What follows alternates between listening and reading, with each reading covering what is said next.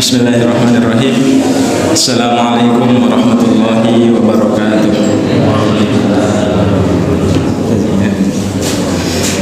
Alhamdulillahi rabbil alamin. Alhamdulillahilladzi hadana lihadza wa ma kunna linahtadiya laula an hadana Allah. Nashhadu an la ilaha illallah wahdahu la syarika lah wa nashhadu anna Muhammadan abduhu wa rasuluh.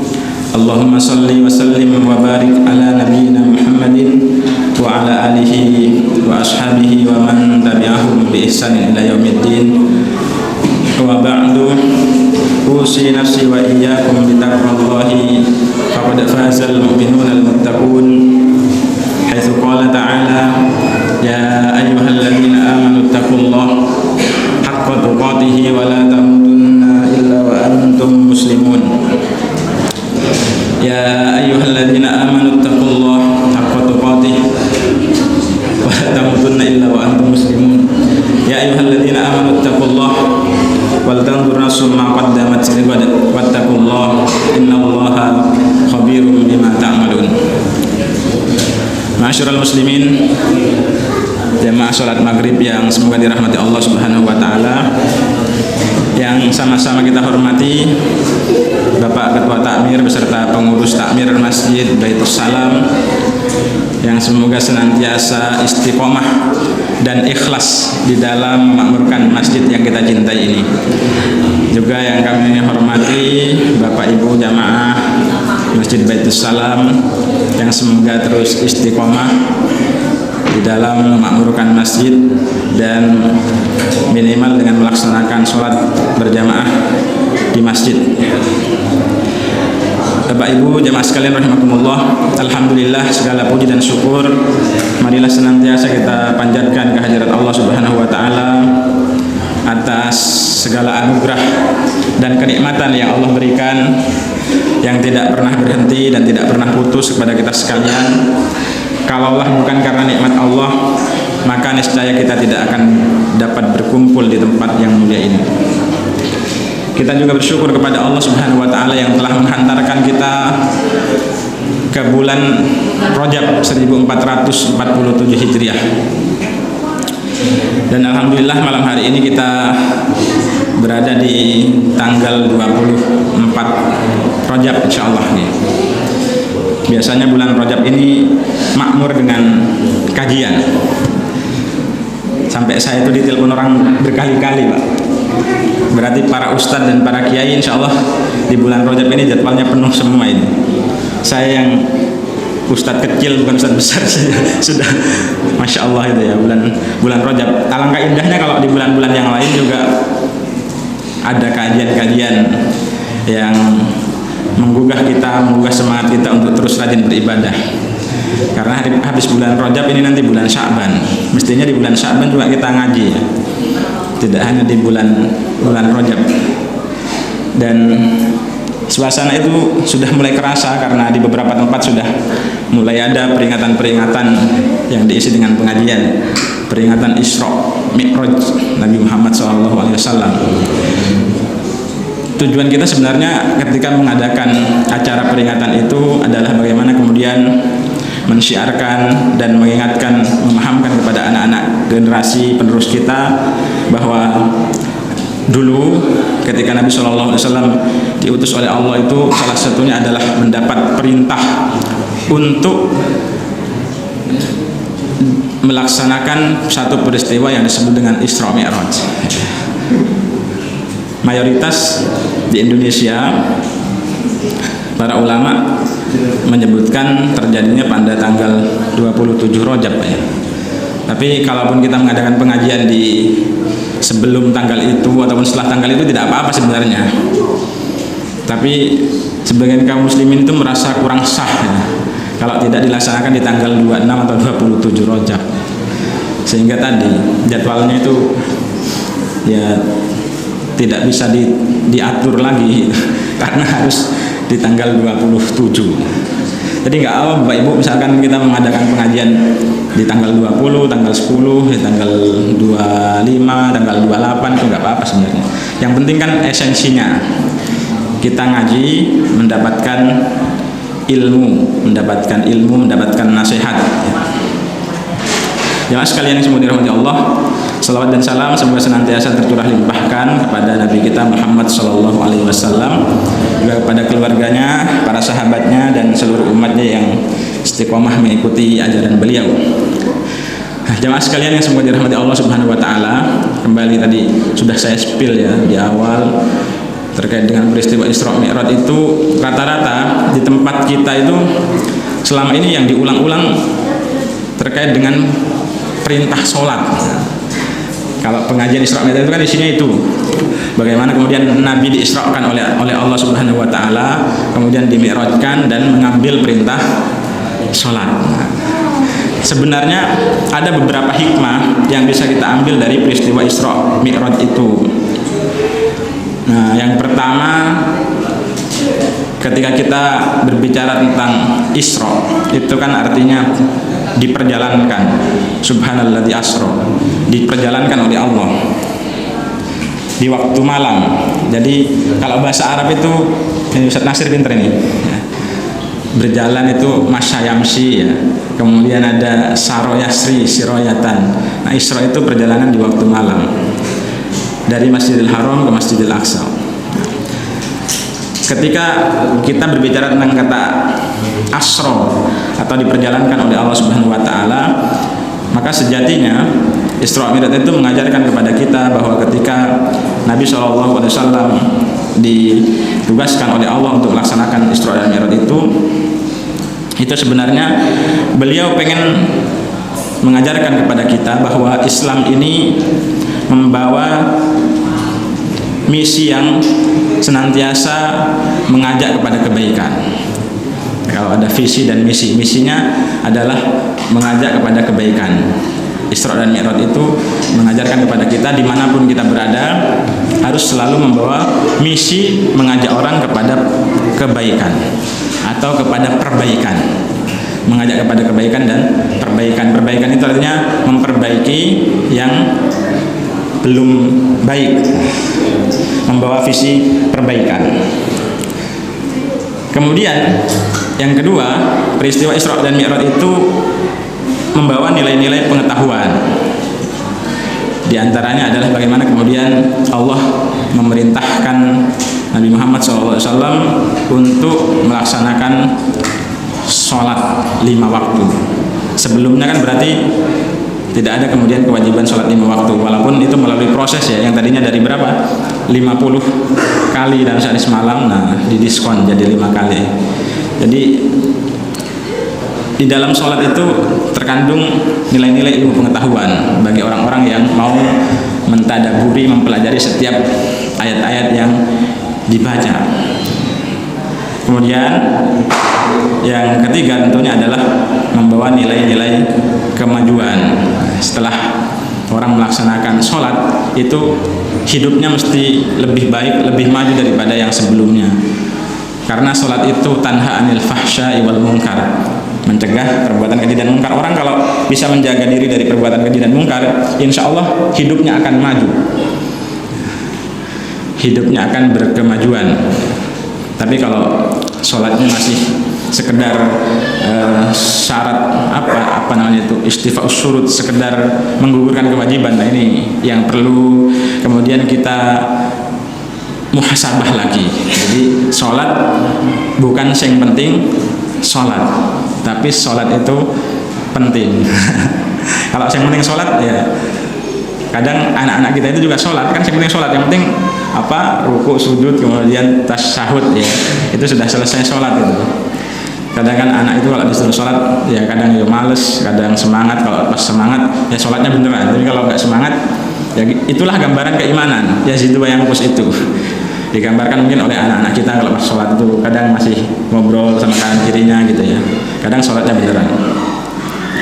Nah jemaah sekalian yang semoga dirahmati Allah, maka Isra diperjalankan, kemudian Mi'raj. Mi'raj itu artinya naik ya, harus meningkat dari hari ke hari dalam semua hal yang baik-baik. Maka jemaah sekalian rahimakumullah, Isra Mi'raj ini merupakan hiburan dari Allah kepada Nabi SAW yang setelah menderita banyak kesedihan di tahun-tahun itu, yang sebelumnya dikenal dengan Amul Huzn, tahun kesedihan, dihibur oleh Allah dengan Isra Mi'raj dan mengambil perintah sholat. Satu-satunya perintah yang diambil langsung oleh Nabi Muhammad itu ya sholat.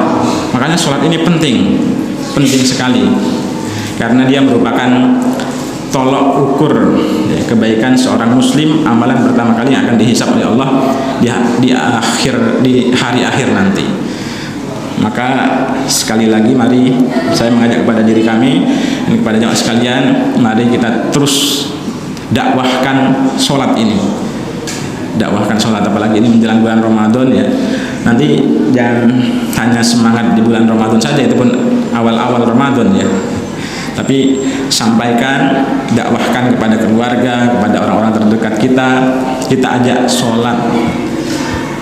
Paling tidak kalaupun tidak sholat berjamaah di masjid ya sholat 5 waktu. Karena kadang orang kalau sudah sibuk itu ya lupa sholat gitu, karena kesibukan. Nah kemarin ada yang tanya, Ustaz bagaimana hukum menjamak sholat ketika mantenan? Iya, bagaimana hukum menjamak itu tanyanya menjamak sholat ketika mantenan ya. Kalau perjalanan jauh kosor boleh Bapak Ibu, saya bilang gitu. Kalau misalkan mantenannya di Solo dari Pacitan boleh tuh jamak dan kosor. Tapi kalau mantenannya di Pacitan ya sama-sama Pacitan, misalkan dari sini ini kecamatan Pacitan ya ke Pringkuku misalkan, nah, itu tidak ada rukhsah untuk mengkosor sholat karena kosor itu kan boleh dikerjakan karena adanya masafatul kosor, adanya jarak tempuh. Jadi kadang ada orang menolak ini, Ustaz sekarang kita itu misalkan mau kosor, misalkan kita ke Kalimantan naik pesawat sampai sana masih ada waktu gitu. Nah, kosor ini merupakan rukhsah, maka sebaiknya diambil karena itu memang keringanan yang diberikan oleh Nabi Muhammad SAW kepada kita. Walaupun kita bisa berhenti di perjalanan itu, kalau naik mobil kan bisa berhenti, misalkan di Wonogiri sholat gitu kan bisa. Tapi diskon ya, ini diskon, ini rukhsah dari Allah, maka silahkan yang mau mengambil, dan yang tidak mau mengambil ya tidak perlu dipaksakan. Karena saya pernah safar itu, Pak, ayo kita kok jamak kosor gitu. Oh, apa itu Pak Ustaz jamak kosor? Ini menggabungkan 2 waktu sholat. Kalau kosor meringkas sholat yang 4 rakaat menjadi 2. Enggak gitu. Enggak, ya sudah. Kalau memang enggak ya sudah, enggak kemudian kita paksakan, biarkan beliau sholat 4 rakaat.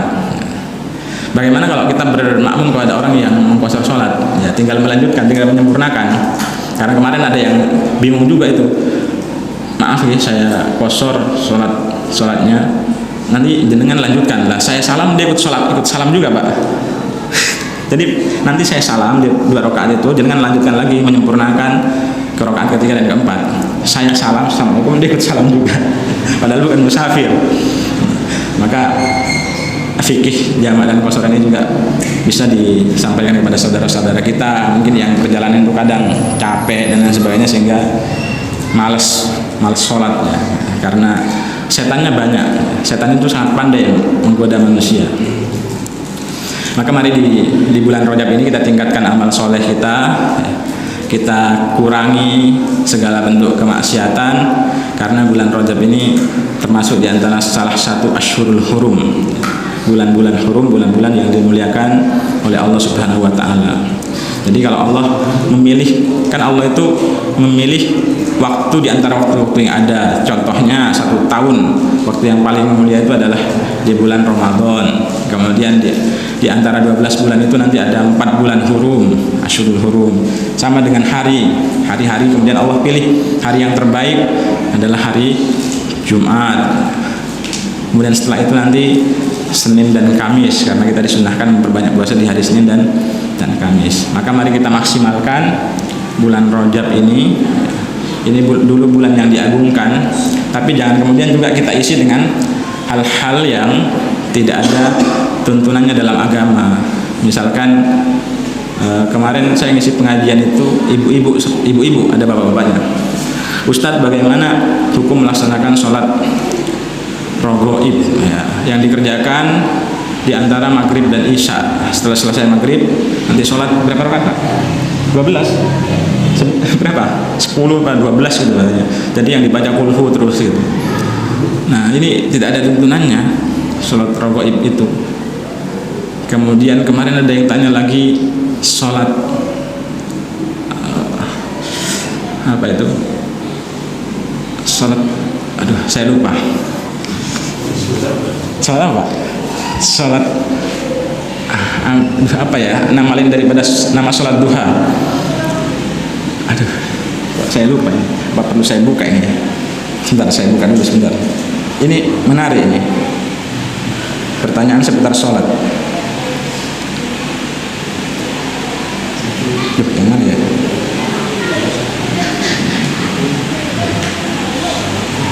Kok sudah hilang ini? Pak, kok nggak muncul namanya? Aduh, siapa namanya? Duh, lupa Pak, nanti aja lah, pas ingat insya Allah tak sampaikan lagi. Jadi itu sholat sebenarnya sholat duha yang sahih itu adalah sholat duha, bukan sholat apa gitu Bapak itu. Pokoknya tanyanya sama saya juga lupa ini. Maklum sudah agak tua ya, pelupa ya. Usia tidak bisa dibohongi Pak katanya Pak. Ya, mulai dari yang tadinya mungkin menghafal gampang, tiba-tiba gampang lupa. Jadi Allah mulai cabut beberapa kenikmatan.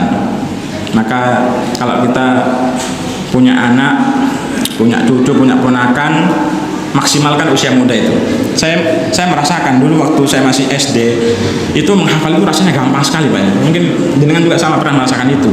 Tapi begitu semakin naik SMP SMA itu sudah mulai agak susah, apalagi sekarang.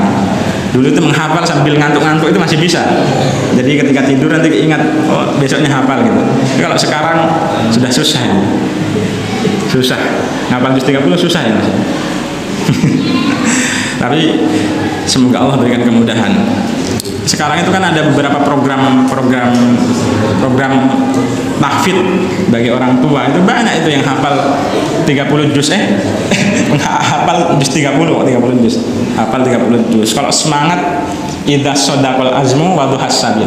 Kalau ada kesungguhan, sungguh-sungguh berazam, berkeinginan yang kuat, Allah akan berikan jalan yang mudah. Jadi kalau kita pengen jadi ustadz misalkan, kan enggak harus dari pondok jadi ustadz Pak. Yang penting belajar sungguh-sungguh ya. Belajar sedikit-sedikit menyampaikan itu insya Allah sudah bisa apa ya, memberikan nasihat, taujihat, memberikan mau'idhah hasanah ya. Jadi tidak harus mondok, karena banyak juga para ustadz itu yang bukan lulusan pondok, tapi sebaiknya juga jangan kemudian karena hijrah padahal tidak pernah belajar agama tiba-tiba jadi ustadz atau ustadzah misalkan, itu repot. Nanti kadang menyampaikan, teman saya ada yang jadi manajernya itu ustadzah, perlu saya sebut merek ya.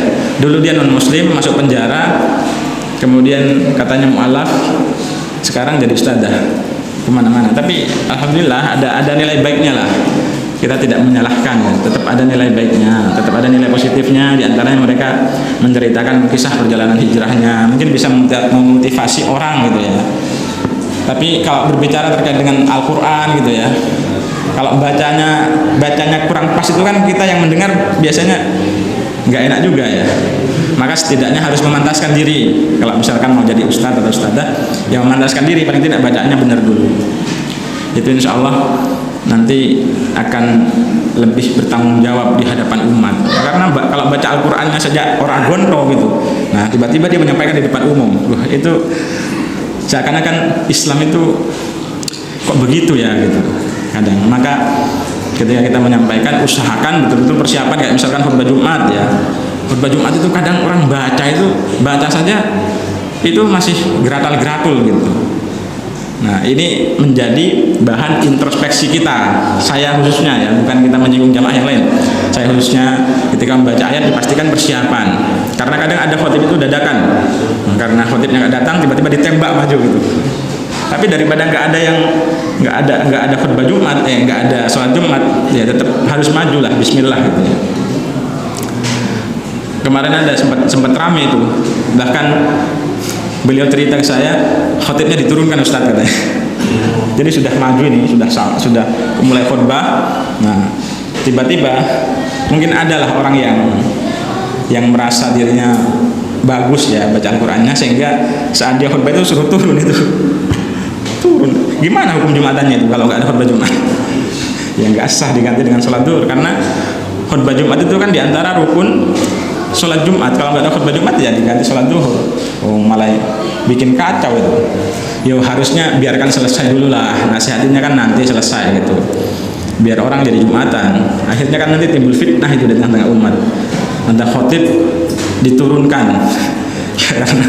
karena baca ayat dan hadisnya kurang pas. Nah, ini bukan akhlak yang baik ya, karena mempermalukan orang di depan umum. Jadi kalau misalkan ada khotib yang menurut kita mungkin kurang pas lah bacanya, biarkan dulu selesai. Sama kayak kemarin ada jamaah takmir itu yang tanya, Ustaz, tolong besok bahas rukun khutbah Jumat. Saya sudah mulai merasa ini biasanya takmir kalau minta materi, ini biasanya kemarin ada yang nggak baca rukun khutbah. Nah ternyata bener, saya turun selesai kuliah subuh itu, pulang itu, Ustaz apa dapat titipan dari takmir gitu? Nggih Pak, saya bilang saya jujur aja nggih Pak, karena ada kasus khutbah kemudian nggak baca rukun ya, nggak baca rukun khutbah. Di antara rukun khutbah itu kan memuji Allah, sholawat itu, bersolawat kepada Nabi itu kan rukun. Nah ini kadang orang lupa sholawatnya.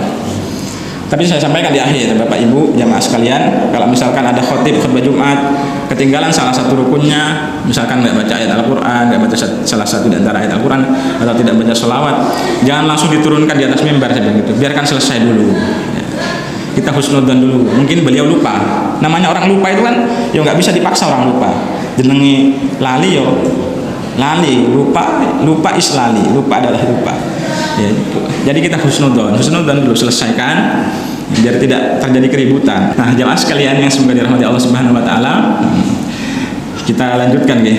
Kemarin hadis yang ke-8 ini hadisnya masih ingat ya, umirtu an uqatilan nas hatta yashhadu an la ilaha illallah wa anna muhammadar rasulullah wa yuqimus shalah wa yutuz zakah fa idza fa'alu dzalika asama minni dimahum wa amwalahum illa bihaqqil islam wa hisabum Allah taala. Masih ingat hadis ini gini.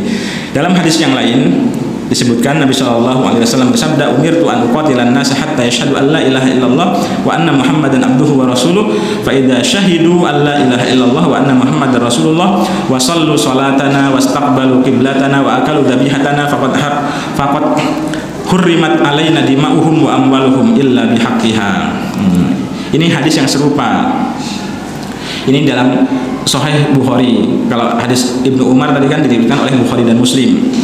Dalam Sahih Bukhari disebutkan hadis yang senada, aku diperintahkan oleh Allah untuk memerangi manusia sehingga mereka bersaksi bahwasanya tidak ada Tuhan yang berhak disembah kecuali Allah, bahwasanya Muhammad adalah utusan Allah, adalah hamba dan utusannya. Fa idza syahidu alla ilaha illallah, jika mereka sudah bersaksi bahwasanya tidak ada Tuhan selain Allah, wa anna Muhammadar Rasulullah, dan bersaksi bahwasanya Muhammad adalah utusan Allah, wa sallu salatana. Nah ini penting ini.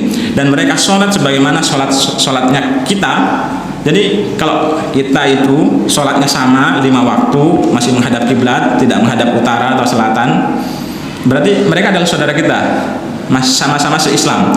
Wasallu sholatana wastaqbalu qiblatana, mereka menghadap kiblat sebagaimana kami menghadap kiblat, kita menghadap kiblat. Jadi kiblatnya kita itu kemana sini? Iya, ke arah kiblat ya. Kiblatnya mana Pak? Barat. Kalau di Indonesia barat ya. Nah nanti kalau jenengan berada di negara yang di sebelah utaranya Mekah, berarti ya kiblatnya selatan. Nah, maka bagi warga negara Indonesia Muslim, bagi Muslim Indonesia dilarang buang air kecil ataupun besar menghadap kiblat ataupun membelakangi. Idza ataitumul ghaita fala tastaqbilul kiblata wala tastadbiruha. Apabila kalian hendak buang air besar ataupun kecil, maka jangan menghadap kiblat dan jangan pula membelakangi. Maka sebaiknya kalau kita bikin toilet itu menghadapnya ke utara atau ke selatan. Walaupun nanti ada yang menjelaskan ya, ketika sudah ada tabirnya, ada temboknya, itu katanya tidak apa-apa. Nah, jadi kalau sudah terlanjur toiletnya menghadap ke barat atau ke timur, ya nggak perlu dibongkar. Oh, ya, kalau bisa dirubah ya. Kalau misalkan ketika buang air itu kok, nggak nyaman nih menghadap kiblat, tahu dari ustadz pengajiannya, nah, ya dirubah. Kalau punya biaya, tapi kalau nggak punya biaya, sudah ada sebagian ulama yang mengatakan selama ada tabir, ada sater, oh iya, ngadepnya berubah bisa pak ya? Bisa, oh ya bisa benar ya. Jadi misalkan ada yang menghadap kiblat tadi, ya ngadepnya jangan ke barat ataupun jangan ke timur, ngadepnya ke utara atau ke selatan. Oh bisa, walaupun toiletnya itu kan modelnya gini ya, oh tetap bisa putar arah. Itu insya Allah lebih menenangkan dan lebih nyaman karena kita sudah tahu ilmunya. Jangan membelakangi kiblat dan jangan menghadap kiblat. Mau buang air atau mau buang air besar atau kecil. Nah, kayak misalkan saya naik bis, itu pernah naik bis, tiba-tiba bisnya berhenti di tengah hutan sana. Baru dari Pacitan kemana itu, hutan sana nggak ada rumah-rumah, berhenti tiba-tiba bisnya. Saya tengok lah, ternyata supirnya sedang buang air, nggak tahu menghadapnya kemana. Nah itu kalau kita bingung, kadang kan kita pindah lokasi itu kan kita bingung, baratnya mana, timurnya mana, itu bingung. Ya istafti qalbak, ya. Minta fatwa kepada hati kita, oh baratnya sana misalkan. Ya sudah, buang airnya jangan sampai membelakangi dan menghadap kiblat. Jadi kalau kiblat kita ini sama, ya mau apapun golongannya, apapun ormasnya, apapun partainya, apapun siapapun presidennya. Kalau kemarin masih ribut-ribut tuh masalah presiden. Sekarang presiden kita Pak Prabowo. Ya. Tidak ada presiden lain. Indonesia presidennya Pak Prabowo. Maka kita kemudian wajib ya, mentaati kebijakan-kebijakan beliau. Insya Allah kebijakan-kebijakannya baik ya.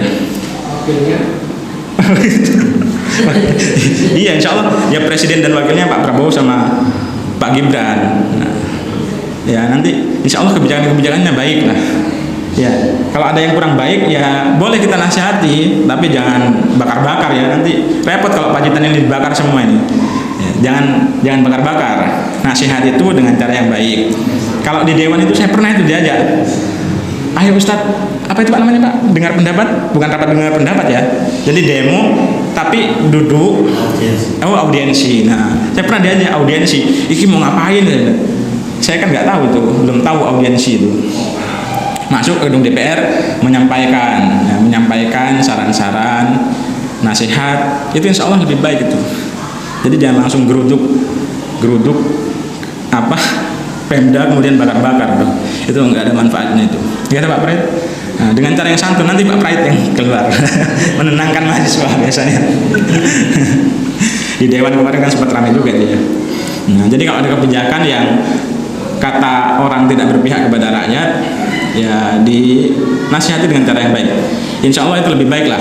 Ya, kalau dulu masa muda kita senangnya demo, teriak-teriak, bakar-bakar dan lain sebagainya ya. Itu masa lalu lah. Sekarang kita sudah dewasa insya Allah ya. Jadi kalaupun demo itu ya dengan cara yang baik tadi. Wa akalu dabihatana, dan makan sembelihan kami. Faqad hurrimat alaina dima'uhum wa amwaluhum. Jadi makan sembelihan kami itu maksudnya kalau yang nyembelih itu muslim berarti dia adalah saudara kita. Tapi kalau yang menyembelih non muslim ya jangan dimakan ya, walaupun dia baca bismillah ya. Kalau yang nyembelih non muslim kan nggak halal ya, walaupun dia baca bismillah, karena dia belum muslim. Dia harus bersyahadat dulu, masuk Islam, baru membaca bismillah. Nah, bagaimana kemudian kalau orang non muslim bersedekah atau berkorban, ya dia akan mendapatkan kebaikan dunianya. Dia akan mendapatkan pahala di akhirat kalau dia masuk Islam dulu. Saya itu kemarin ada ibu-ibu muda yang curhat, Pak Ustadz, saya ini kan senang main game, suka mabar itu Pak Ustadz, kadang dapat teman cowok. Nah saya tuh, dia tuh senang sama saya, ya saya juga mau. Gimana Pak Ustadz kalau saya nikah tapi dia beda agama sama saya? Aduh Mbak, saya bilang jangan mengorbankan agama hanya gara-gara suka main game itu, pinter main game gitu. Hampir itu nikah. Ya gara-gara tadi suka main game tadi, HP-nya miring, mabar teriak-teriak gitu. Nah, itu hampir nikah gara-gara ketemu di game. Nah, Saya nggak kebayang itu kalau misalkan jadi nikah gimana ke rumah tangganya. Jadi bapak ibu nanti kalau punya anak putri atau putra laki-laki, kalau mau cari istri atau suami, saya jangan cari di game ya, karena itu nanti bahaya itu. Karena sebelumnya ada yang cerita juga, suami saya itu suka main game Ustaz. Jadi pagi kerja, pulang sore sampai rumah langsung main game. Anaknya sampai istrinya enggak disapa aja enggak. Apalagi disentuh Pak Ustaz, enggak katanya. Bagaimana Bapak Ibu kalau kita membayangkan ada sosok suami yang kerjanya main game terus, lupa sama anak istri, anaknya belum dikasih makan. Jam berapa saat ini? Anaknya belum dikasih minum, apalagi membelikan perhiasan ya. Dia mending top up. Top up ya Mas? Ya dia mending top up katanya. Enggak tahu anak sekarang itu mau kemana Mas? Top up dulu Pak Ustadz. Enggak tahu buat apa itu. Buat beli apa top upnya itu? Dia bayar, nggak tahu buat beli apa, saya nggak tahu Pak. Saya ini separuh tua soalnya. Ya belum tua-tua banget, ya nggak muda-muda juga, sudah 38 soalnya muda. Jadi nggak paham bahasanya anak muda itu. Top up, ya. Iya top up game, nggak tahu buat apa itu. Nggak kerasa 5.000. Nah, kalau di ping setiap hari 5.000, 5 kali 30 sudah 150.000 itu. Duh. Dunia kita ini memang fata morgana itu sudah terasa sekarang banyak. Kalau dulu kan kita itu mainannya mainan karet, main apa itu bambu yang dipukul kemudian dipukul gini, itu zaman kita. Kalau sekarang dunia mataunnya terasa banget itu. Dunia adalah perhiasan. Ya sekarang ini, zaman sekarang ini semuanya jadi indah. Maka kalau tadi mereka sudah bersaksi bahwasanya tidak ada Tuhan selain Allah, Nabi Muhammad utusan Allah, sholat sebagaimana sholat kita, duhur, asar, maghrib, isya, subuh, tidak ditambahi, tidak dikurangi, wastaqbalu qiblatana, menghadap kiblat, makan sembelihan kami, maka faqad hurrimat alaina dima'uhum wa amwaluhum, diharamkan bagi kami darah dan harta mereka, illa bihaqqiha, melainkan dengan hak Islam. Haknya Islam itu ya zakat, itu kan wajib ya bagi orang muslim. Ya ada zakat mal, ada zakat penghasil. Kalau sekarang ditambah dengan zakat penghasilan ya. Zakat penghasilan pun itu ada yang mengkiaskan dengan panen. Ya, setiap panen diambil zakatnya. Maka sekarang para ASN kita itu pejabat pegawai negeri kita itu kan dipotong langsung ya Pak ya. Dipotong langsung di Basnas kayaknya. Oke, iya Mas. Dipotong 2,5%. Itu berarti mengkiaskan dengan bayar zakat tanaman ya, dapat zakat pertanian. Nggak kerasa ini Mas Fisda sama Mas Eri nggak tahu kalau dipotong, kan ada dipotong itu. Ya Mas, ada potongan untuk Basnas biasanya ada itu, tanya Pak Prayit. Jadi haknya Islam ya mengambil zakat. Maka perintah zakat itu kan khudh min amwalihim. Kalau sudah Isya saya dikasih tahu ya, khudh min amwalihim shadaqatan, ambillah dari sebagian harta mereka zakat, maksudnya shadaqatan tutahhiruhum wa tuzakkihim biha, yang dengan zakat itu bisa mensucikan, membersihkan jiwa mereka, termasuk juga membersihkan harta. Misalkan ada sebagian harta kita itu yang ya untuk abu-abu sidik gitu ya, nah itu cara membersihkannya adalah dengan zakat ya tuh. Ada potongannya sekarang. Kalau zakat profesi para pegawai negeri itu dipotong dengan zakat penghasilan. Fikih zakat penghasilannya Syekh Yusuf Al-Qaradawi. Jadi ada, nanti silahkan dicek. Jangan-jangan nggak tahu gajinya ini. Semuanya masuk ke bendahara Ustaz. Bapak-bapak nggak tahu gajinya gitu. Iya, karena kemarin ada ketika ketemu itu ya, ditanya, ada seorang yang tanya, Pak kok nggak pernah zakat di sini gitu. Jawabannya, wah saya aja nggak tahu uangnya, langsung masuk ke bendahara gitu. Jadi kalau saya mau zakat itu, mau infak itu saya harus minta dulu katanya. Ya monggo lah, itu kesepakatan dalam rumah tangga ya. Uangku uangmu, gimana Mas? Uangku uangmu bukan uangku. Ada kayak gitu. Jadi disepakati lah, biar nggak cekcok. Jadi suami itu mestinya ya punya juga uang sendiri yang dia gunakan untuk bayar zakat misalkan, ataupun infak sedekah. Ibu-ibu mohon maaf ya, nanti kalau di rumah dikomunikasikan, jangan sampai suaminya nanti jadi pelit, nggak pernah infak ya, karena uangnya ditahan. Mau infak harus lapor dulu, siap bendahara mohon izin ini mau infak. Nanti ibu-ibu tolong kasih suaminya uang biar bisa berinfak, bersedekah. Kalau harus lapor bendahara kan nanti nggak enak itu ya. Kadang katanya mengurangi keikhlasan, mau infak kok tidak bilang-bilang. Nah teman saya cerita, oh saya tuh Ustaz, Saya selipin di saku, saya selipin di songkok katanya. Nanti kalau saya mau infak saya ambil dari situ. Karena kalau sudah masuk bendahara itu tidak bisa diganggu gugat. Apakah begitu, Mas? Ya, enggak lah, insya Allah. Suami dan istri yang hadir ini insya Allah jemaah Baitus Salam ini insya Allah ini adalah suami-suami istri yang sakinah, mawaddah warahmah. Nah, mawaddah itu ternyata orang bisa mawaddah itu karena ada uang ternyata, Pak. Kalau kajiannya itu. Jadi kalau misalkan laki-laki nggak kerja, itu susah mawaddahnya. Jadi kalau masa kita mawaddah warahmah, laki-laki harus kerja, jangan dibalik. Nah, kita kerja apa gitu ya? Saya mendengar cerita kalau nikah di mana itu katanya yang kerja malah istrinya. Suaminya jadi suami rumah tangga. Tapi ya nggak tahu itu cerita itu benar apa enggak. Teman-teman saya kan banyak dari Kalimantan, Sumatera, Aceh gitu ya. Kalau nikah itu uang panainya besar. Nah, nanti kalau sudah menikah yang kerja istrinya, suaminya di rumah sambil ngopi. Nggak tahu, Mas, apakah benar ada adat yang seperti itu? Kalau misalkan ada ya mestinya ya diperbaiki lah. Jangan sampai adat kemudian mengurangi martabat, muruah, kehormatan seorang laki-laki. Gitu nggih. Ternyata sudah Isya ya. Isyanya 7:30. Nggak kerasa, sudah kayak pengajian, Pak ya. Ini latihan pengajian ini. Kalau besok Isra Mi'raj kan latihan pengajian. Biasanya kan malam-malam ya pengajian. Latihan Isra Mi'raj, Pak. Alhamdulillah Isyanya mundur. Berarti kan Isya itu afdalnya semakin malam, Pak ya. Nah, nanti bisa dipraktekkan pengajian sampai jam 8 baru sholat Isya pada kabur nanti jemaah. Wallahu a'lam bishawab. Mohon maaf segala kekurangan. Semoga kita senantiasa istiqomah di dalam menuntut ilmu. Apabila ada kata-kata yang salah, kurang berkenan, mohon dimaafkan. Karena itu dari kekurangan kami dan dari syaitan. Jika ada kebenaran, mari kita sama-sama ambil manfaatnya, kita amalkan dalam kehidupan. Semoga Allah Subhanahu wa taala berikan manfaat kepada kita dari setiap apa yang kita kaji ini, dan juga semoga bisa kita tularkan kepada keluarga kita, anak-anak kita, ya, yang baik-baik disampaikan. Jadi tugasnya yang hadir itu menyampaikan di rumah.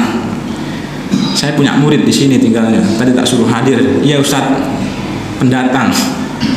Tapi saya lihat kayaknya nggak datang. Datang nggak ya? Nggak datang. Ya, semoga nanti bisa datang ke masjid, bisa sholat bareng ibu-ibu. Ya. Karena putri sedang berada di sini di Rumnas Mbarian. Wallahu a'lam bishawab. Demikian, terima kasih atas perhatiannya. Mohon maaf segala kekurangan. Subhanakallahumma bihamdika asyhadu an la ilaha illa anta astaghfiruka wa atubu ilaik. Assalamualaikum warahmatullahi wabarakatuh.